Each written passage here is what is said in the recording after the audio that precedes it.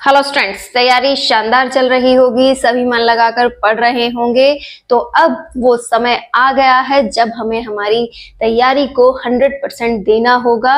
अब हमें क्या करना होगा? बहुत कर लिया आराम, अब शुरू करो असली काम। कि अब हमें क्या करना है? असली काम पर लगना है। अब वो वक्त है जब हम हमारी तैयारी को आखिरी रूप देने वाले हैं। तो आपकी तैयारी कैसी चल रही है आप कमेंट जरूर कीजिएगा, लेकिन उससे पहले हम बात कर लेते हैं कि कैसे हम हमारी तैयारी को अब 100% डायरेक्शन की ओर ले जाएं। कैसे इस एक महीने की वो स्ट्रेटजी बनाएं जिसमें जो भी पेंडिंग पड़ा है वो भी हम अच्छे से कर पाएं, जो हमने पढ़ लिया है उसे भी अच्छे से रिवाइज करते हुए एक अच्छा टारगेट सेट कर पाएं। तो आज हम इसी पर बात करने वाले हैं कि कैसे 30 दिनों में हम हमारे सिलेबस को कंप्लीटली इकट्ठा करें। क्योंकि पढ़ा है, पढ़ लिया है, लेकिन फिर भी वो इकट्ठा नहीं है, मतलब आपको लग ही नहीं रहा है कि मेरा सिलेबस कंप्लीट हो गया है। कैसे ये बिखरे हुए सिलेबस को मैं एक जगह समेटूं। अब हम उसी पर काम करेंगे। देखिए, इसके लिए आपको एक अपने अंदर से जुनून जगाना पड़ेगा कि हाँ, मुझे अब अपने इस टारगेट पे पहुंचने के लिए आखिरी पड़ाव पार करना है, और ये होगा 100% होगा। आपको करना ये है कि अब आपके सामने जो दिन है वो आपको दिखाई दे रहे होंगे कि इतने कम दिन, यानी कि 30 दिन का समथिंग हम मानकर चलें तो हमारे पास समय बचा है। इन 30 दिनों का आप टारगेट लीजिए और ये सोचिए कि ये 30 दिन नहीं है, मात्र 15 दिन है। ठीक है, 15 दिन को आप फिर से छोड़ दीजिए। ठीक है, इन 15 दिनों में मुझे कैसे भी करके अपने सिलेबस को आखिरी रूप देना है कि जो छोड़ना है जो छोड़ना है, जो पढ़ना है जो पढ़ना है, और जो पढ़ लिया है उसे बेस्टली वापस रिवाइज करना है। अब इन 15 दिनों का आपका टारगेट सेट होना चाहिए, और ये 15 दिन आपको दिन रात एक करते हुए पढ़ना है। अगर अभी भी आप पढ़ने में लापरवाही कर रहे हैं तो ये बहुत बड़ी गलती होगी, क्योंकि ये जो लास्ट का समय होता है ना, यही हमें जीत की ओर ले जाता है। कि अगर हम वाकई ही में जीतना चाहते हैं तो हमें लास्ट के दिनों में हद तोड़ मेहनत करनी होगी। कि अब तक जो हमने पढ़ा है या फिर हमने अब तक जो नहीं पढ़ा है, उन सभी के ऊपर अगर हमें चर्चा करनी है तो वो लास्ट का ये समय ही होगा। अगर आपका सिलेबस कंप्लीट हो गया है, आप रिवीजन कर रहे हैं और प्रैक्टिस कर रहे हैं, तो भी अभी आपको इन दिनों में उन सभी पर वापस से मनन करने की जरूरत है। कि हाँ, ये सिलेबस है, सिलेबस को लेकर बैठिएगा, एक एक टॉपिक को फिर से लीजिएगा कि हाँ, ये टॉपिक है, इसके लिए मैंने ये सब कुछ पढ़ा है। मतलब आपको हर एक टॉपिक अब रिवाइज करना होगा। ठीक है, उस टॉपिक को लिया, उस टॉपिक में आपने कौन कौन से पॉइंट्स पढ़े हैं, कहाँ पर आपको संभावना नजर आ रही है कि ये टॉपिक इंपॉर्टेंट है, मुझे इसे बार बार दोहराना है। कौन सा टॉपिक आपको अब लगता है कि इसमें अभी भी कमजोर है, यहाँ से भी क्वेश्चन बनने की संभावना है, तो उस पर भी काम करना है। ठीक है, इस तरीके से एक एक टॉपिक को लेते हुए आपको क्या करना है? बारीकी से उस पर काम करना है। कि रिवीजन कर रहा हूँ, मुझे बहुत अच्छे से इसका निचोड़ निकालना है, और लगता है ये टॉपिक अभी भी थोड़ी सी मेहनत और मांगता है, तो वो भी उसे उसी समय देनी है। कि अब उस टॉपिक का 100% आ गया है, उस टॉपिक से 100% निचोड़ निकालना है, फिर ही नेक्स्ट टॉपिक की ओर बढ़ना है। कि आप अपने सब्जेक्ट का और अपने फर्स्ट पेपर का अब कुछ ऐसा इंतजाम आपको करना होगा कि दोनों साथ में चलें, दोनों का रिवीजन हो, दोनों के लिए आप समय बांट सकते हैं। कि आप कुछ हिस्सा सुबह पढ़ लीजिए, कुछ हिस्सा दोपहर के समय में पढ़ लीजिए, कुछ शाम को पढ़िए, कुछ रात को पढ़िए। तो जो भी आपका शेड्यूल है, जैसा भी आप टाइमिंग निकाल कर पढ़ रहे हैं, उसमें अब दोनों पेपर्स को आप मैनेज कीजिए। और ये जब आपने बात सुनी होगी कि दिन रात एक कर दीजिए, तो इस बात का सही में अर्थ ये होता है कि आप जो तैयारी कर रहे हैं उसमें, जब आप तैयारी करने बैठे हैं सुबह से लेकर आपका शरीर जब तक आपका साथ दे, मतलब अब उसको हद तोड़ मेहनत आपने करवा ली है, उसे 4-5 घंटे की पढ़ाई आपने ले ली है और वो थक कर चूर है और उसको लगता है कि आराम करने की जरूरत है, तब जाकर आप आराम कीजिए। अदरवाइज आप जितना यूज ले सकें उतना यूज अपने शरीर का ले सकते हैं कि हाँ भाई मुझे इससे मेहनत करवानी है, मुझे अपने शरीर को तब तक काम में लेना है जब तक ये पूरी तरह से ना थक जाए, इसको नींद ना आने लगे, तभी आप जाकर के बेड पर सोएं। ये नहीं कि हाँ ये टाइम हो गया, अरे दोपहर क्या 1 बज गया, मेरे सोने का टाइम है, मुझे सोने जाना है, वो वाला काम अब नहीं करना है। आपके शरीर को जब तक आपकी एनर्जी बिल्कुल डाउन ना हो जाए तब तक आप सोने ना जाएं।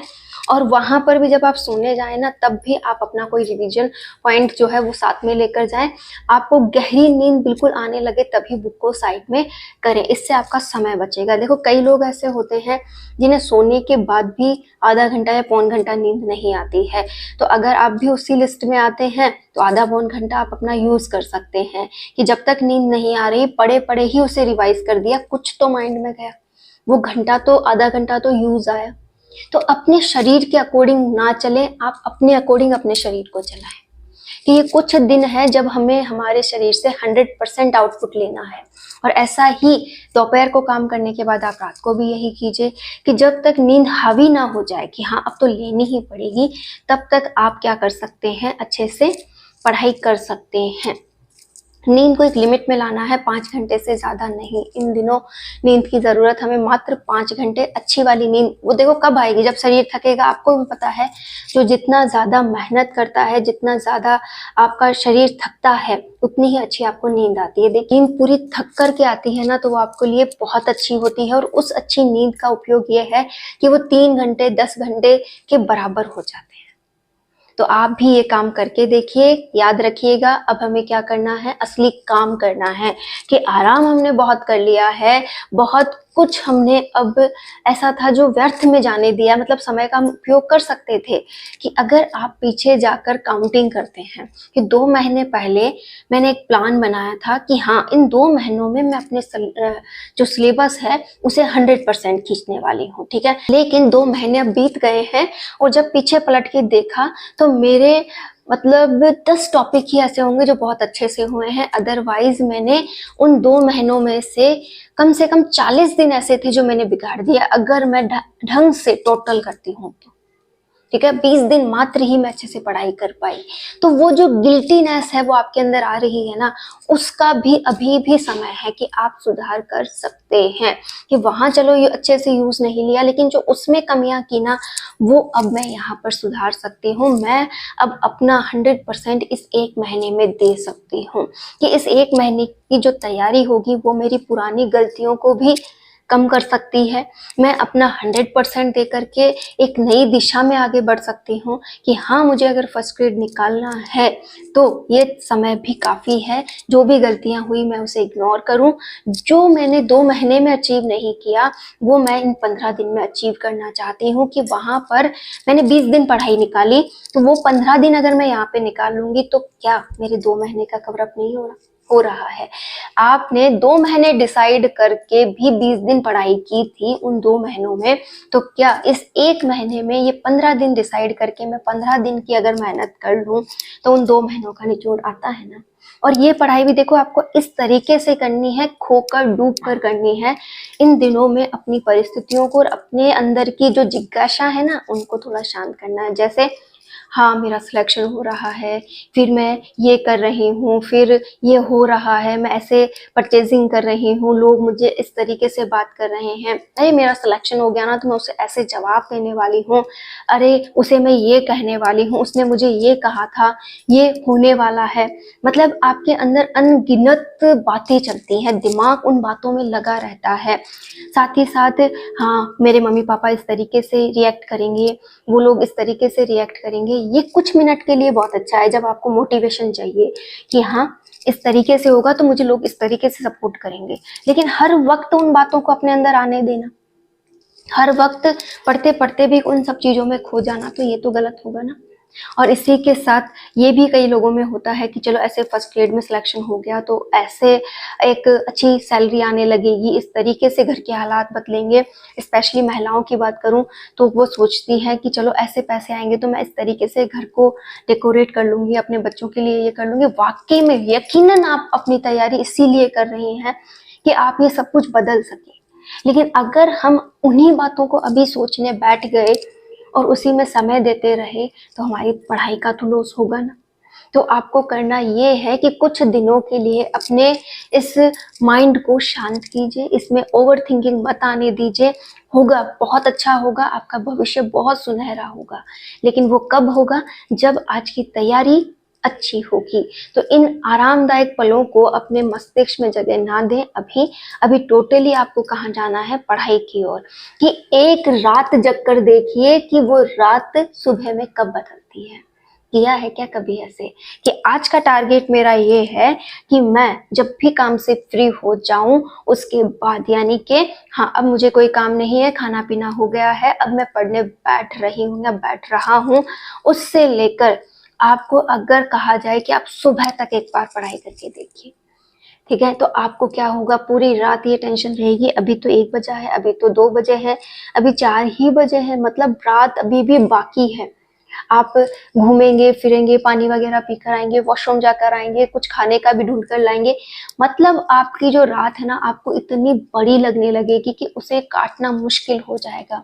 जबकि उस रात में तो कोई डिस्टरबेंस भी नहीं है, कोई आपको परेशान भी नहीं कर रहा है, फिर भी आप एक बार बैठ के पढ़ाई नहीं कर पाएंगे, मतलब लगातार बैठ के आपसे पढ़ाई नहीं होगी।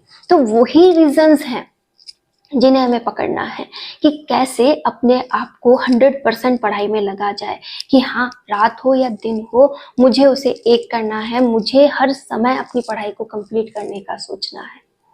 आप जिस भी समय पढ़ाई करते हैं, चाहे दिन में करते हैं चाहे रात में करते हैं, आपका टारगेट ये होना चाहिए कि मैक्सिमम आउटपुट निकल कर आए। और मैक्सिमम आउटपुट के लिए आप आज से ही अपने सिलेबस की एक जो भी आपके पास फोटोकॉपी है उसे लीजिए। आज का टारगेट ये है कि ये वाला जो टॉपिक था मुझे आज इसे 100% रिवाइज करना है। इसके जितने भी PYQs मेरे पास अवेलेबल हैं उनकी प्रैक्टिस करनी है। और लगता है कि यहाँ से इम्पॉर्टेंट कोई टॉपिक था जिसे मैंने ध्यान नहीं दिया, उसे मैं फिर से रिवाइज करके पढूं। इस टॉपिक का फाइनल टचअप अब हो जाना चाहिए, ठीक है। इसी तरीके से नेक्स्ट टॉपिक लीजिए, नेक्स्ट टॉपिक के साथ भी आपको यही करना है, अच्छे से रिवीजन, अच्छे से उसके PYQs, उस टॉपिक को आपको कंप्लीट करना है। 2-2 टॉपिक या फिर आप यूनिट वाइज, आपका सिलेबस जो दिया हुआ होता है यूनिट वाइज होता है, यूनिट वाइज आप देख लीजिए कि इस यूनिट का ये हिस्सा आज कंप्लीट हो रहा है। 1 महीने में यानी कि 15 दिन जो मैंने टारगेट लिया है उसमें कितने दिनों में मैं सिलेबस को खींच सकती हूँ। हिस्ट्री के इतने दिन हो गए, ज्योग्राफी को इतने दिन दे सकते हैं, पॉलिटी को इतने दिन दे सकते हैं, करंट अफेयर्स को हम कितने दिन दें। तो ये सभी बातें आप अब एक चार्ट फॉर्म में लाकर, चार्ट फॉर्म भी अगर नहीं बनाना चाहते तो माइंडली बना लीजिए कि इतने दिनों में ये बुक इस तरीके से मुझे कंप्लीट करनी है। तो ये रोड मैप्स आप खुद बना सकते हैं, लेकिन ध्यान रखिएगा अब फाइनल टचअप का टाइम है। आप हर एक टॉपिक को फाइनल टच दीजिए। जितना आपने पढ़ लिया है वो बेस्ट रिवीजन होना चाहिए उसका, साथ ही साथ जो नए टॉपिक्स आप पढ़ना चाहते हैं उसको भी आपको बेस्ट रिवाइज करना है, पढ़ना है, ठीक है। अब एक पॉइंट और आप लोगों का रहता है कि मैम हम करंट अफेयर्स के लिए क्या करें, करंट अफेयर्स कैसे तैयार करें। देखिए, करंट अफेयर्स चाहे आपने पहले पढ़ा था या नहीं पढ़ा था, लेकिन अब वक्त है कि आपको करंट अफेयर पढ़ना है। करंट अफेयर्स के लिए आप मार्केट से कोई भी एक, फर्स्ट ग्रेड वालों की बात हो रही है ओनली, कोई भी एक गाइड ला सकते हैं। जैसे फर्स्ट ग्रेड के लिए अभी बेस्ट निकली है जिसमें नाथ पब्लिकेशन की आ रही है, गणपत सिंह राजपुरोहित सर जो हैं उन्होंने भी निकाली है। आप मार्केट जाएं, देखिए आप जाइए वहां पर, आप उनसे कहिए कि फर्स्ट ग्रेड के करंट अफेयर्स के लिए मुझे जो भी बुक्स आई हैं वो दिखा दीजिए। वो आपके सामने नाथ पब्लिकेशन की, गणपत सिंह राजपुरोहित सर की, DGD की, या फिर अवनी पब्लिकेशन की, या किसी भी पब्लिकेशन की आपके सामने बुक निकाल कर रखें, ठीक है, शिखवाल की, हर किसी की रखेंगे। उसमें से आपको एक सरसरी नजर से ये देखना है कि कौन कौन आपके सिलेबस को कंप्लीट कर रहा है, किसमें इन चीजों को आसानी से समझाया गया है। अगर आप जांचने के लिए देखना चाहें तो आप योजनाओं वाले पोर्शन पर जा सकते हैं, आप खेल वाले पोर्शन पर जा सकते हैं कि किसमें कितना बेटर दिया गया है, उससे आप उनका निचोड़ निकाल लेंगे। तो अगर आप बुक परचेज करें तो आप जांच परख कर करें। ऐसा नहीं कि बस ये थी और ये आप उठा कर ले आए। आप अपने अकॉर्डिंग अच्छे से जांच परख के वहां से बुक ला सकते हैं। और उस बुक का अब करना क्या है, देखिए करंट जो होता है वो याद नहीं होता। मैंने भी बुक ली है, जो बुक ली है उसको मैं भी अब पढ़ना स्टार्ट कर रही हूँ। तो अब वो जो बुक है उसे किस तरीके से मैंने पढ़ने का सोचा है वो भी मैं आपके साथ शेयर कर देती हूँ कि उस बुक की मुझे रीडिंग्स लगानी है। ठीक है, बहुत अच्छे से उस बुक को मुझे बार बार पढ़ना है। अभी स्टार्ट ही हुई है तो पहली रीडिंग चल रही है। तो वो बुक आप कितनी बार पढ़ते हैं उसी से आपका करंट अफेयर क्लियर होगा। हम करंट अफेयर को रट नहीं सकते, मात्र अपने ध्यान में रख सकते हैं, अपनी समझ में रख सकते हैं। करंट अफेयर इतना है कि बहुत अधिक है, उसे कितना आप याद रखोगे। इससे अच्छा ये है कि आप करंट अफेयर्स को बार बार पढ़ें। ठीक है, बार बार उसे रिवीजन में लाएं। ठीक है, और जो भी आपको लगता है कि ये हिस्सा इंपॉर्टेंट है, इंपॉर्टेंट हिस्सों की भी हम बात कर लेते हैं। योजनाएं इंपॉर्टेंट होती हैं। ठीक है, इसी के साथ खेल इंपॉर्टेंट होते हैं। खेल खिलाड़ी वगैरह जो होते हैं और उनसे रिलेटेड जो पुरस्कार वगैरह होते हैं वो इम्पोर्टेंट होते हैं। इसी के साथ में जो भी पुस्तक और नए पुरस्कार दिए गए हैं वो इम्पोर्टेंट होते हैं। साथ ही जैसे अगर हमें बात करें तो यहाँ पर जितने भी नई योजनाएं आई थी, फ्लैगशिप योजनाएं बोल दीजिए, या फिर आप कह सकते हैं कि आर्थिक समीक्षाएं जो हुई हैं, बजट में क्या घोषणाएं हुई थी, ये सारे हिस्से भी इम्पोर्टेंट रहेंगे। इसी के साथ राजस्थान में नई तरीके से कौन कौन सी जो सरकार बनी है उससे रिलेटेड बात भी आपसे की जा सकती है। इसी के साथ अभी जो नए मुद्दों में बात करें तो जो पहलगाम का था ये वाला मुद्दा भी इसमें हो सकता है। तो आप जितना भी करंट हो रहा हो उन्हें भी आप अभी ध्यान में रखें। ये पॉइंट्स हैं जिन्हें आप पढ़ के बहुत अच्छा कर सकते हैं। भूलिएगा मत योजनाएं, जनगणना, इसी के साथ पशु जनगणना भी कई बार पूछी जाती है, और हमारे खेल खिलाड़ी और पुरस्कार वगैरह, ये सारे टॉपिक्स बहुत अच्छे रहते हैं। इनसे क्वेश्चन बनने की संभावना अधिक रहती है। तो आप भी एक करंट के लिए बुक परचेज कर लें, चाहे पहले पढ़ी थी तो भी अच्छा है और नहीं पढ़ी थी तो अब से तो रेगुलर आपको करंट को समय देना होगा। तो ये रहेगा करंट का मामला। बाकी हम जो पढ़ रहे थे वो सारे टॉपिक्स हमारे सामने हैं कि उन टॉपिक्स को हम रिवाइज करके कंप्लीट कर लें। तो आपको काम बहुत करने हैं और बहुत काम के लिए बहुत समय चाहिए। बहुत समय चाहिए मतलब दिन रात एक होने चाहिए। अब आपको समय जितना भी मिले, जैसे भी मिले, उन्हें निकालिए और अपनी पढ़ाई पर खर्च कर दीजिए। तो आज से एक नई लाइफ का आपको स्टार्टिंग करना होगा। ये जो 30 दिन है इन्हें 15 दिन में लाना होगा और ये 15 दिन खींच के पढ़ाई करनी होगी, ताकि जो बचे हुए 15 दिन हैं उसमें हम हर एक बात को फिर से पढ़ सकें, हर एक बात को फिर से रिवाइज कर सकें। क्योंकि जितना अच्छा रिवीजन होता है उतनी ही अच्छी हमारी तैयारी मानी जाती है। इसी के साथ अगर आप टेस्ट सीरीज वगैरह दे रहे हैं वहां से भी आपको टॉपिक्स मिलते हैं और आप उन टॉपिक को लेकर भी तैयारी कर रहे हैं तो भी अच्छा। आप उन टॉपिक्स को लीजिए, उन्हें भी इसी तरीके से तैयार कीजिए फाइनल टेस्ट देते हुए, और उस टेस्ट में अपनी रैंकिंग देखिए कि कौन सी रैंकिंग आ रही है, कि मैंने किस लेवल की पढ़ाई की थी। अरे आज ये कमी रह गई, कल मुझे इस पर और अधिक काम करना है, मुझे अपनी रैंकिंग पर काम करना है, मुझे इन टॉपिक्स को और समय देना है। तो भी आप अपनी तैयारी को और अच्छा बना सकते हैं। इन टेस्ट सीरीज का मतलब ही यही है कि आप अपनी तैयारी को बहुत अच्छा करें। ठीक है, तो अगर आप चाहते हैं कि हाँ मेरा सब कुछ क्लियर है, मेरे पास अब रिवीजन का भी पोर्शन हो गया है, प्रैक्टिस ही प्रैक्टिस बची है, तो ओनली फॉर आप टेस्ट सीरीज पर अब आ गए हैं। तो टेस्ट सीरीज के लिए भी आपको यही करना है कि बहुत बार उस टॉपिक को पढ़ के उस टेस्ट को देने जाइए और हर दिन ये सोचिए कि इस एग्जाम में मुझे टॉप आना है। तो टॉप रैंकिंग में आने के लिए क्या करना होगा, बहुत अच्छा पढ़ना पड़ेगा, पेपर को अच्छे से अटेंड करना पड़ेगा, अपनी कमियों पर काम करना पड़ेगा कि आज क्या कमी रह गई, कैसे ये क्वेश्चंस गलत हुए। उन छोटी छोटी बातों को पकड़िए और अपने नंबर को स्ट्रांगली बढ़ाने की कोशिश कीजिए। यही होगा आपकी तैयारी का फाइनल टच। तो इन 30 दिनों में आप बहुत अच्छा कर रहे हैं। अब बिल्कुल भी लापरवाही नहीं कर रहे हैं और बिल्कुल भी ये नहीं सोच रहे हैं कि मेरा होगा या नहीं होगा, क्योंकि जो होगा वो आपकी तैयारी पे निर्भर करेगा। तो अपनी तैयारी को अच्छा कीजिए और आप एक काम जरूर कीजिएगा, अपने आप से पूछिए वाकई में मेरी तैयारी जो है वो एग्जाम क्लियर करने की है। अपने से बिल्कुल आराम से ये बात पूछिए कि रियल में आपको एक जवाब मिलेगा कि हाँ तैयारी से सिलेक्शन हो जाएगा। और अगर कहीं पे भी डाउट लगे, मन थोड़ा सा ऊपर नीचे होने लगे, तो मान लीजिएगा कि तैयारी में वो कमी है। वो कमी दूर करनी है, और वो कमी दूर कब होगी, जब 100% समय तैयारी को दिया जाएगा। तो उम्मीद करती हूँ आप सभी अपनी तैयारी को 100% समय देने वाले हैं, एक बहुत अच्छी तैयारी करने वाले हैं और लगातार आगे बढ़ने वाले हैं।